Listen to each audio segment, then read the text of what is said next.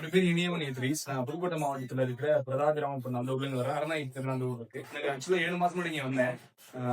இங்கே crown area அப்புறம் அங்கங்கே ஃபுல்லாக கேப்பாக இருந்துச்சு.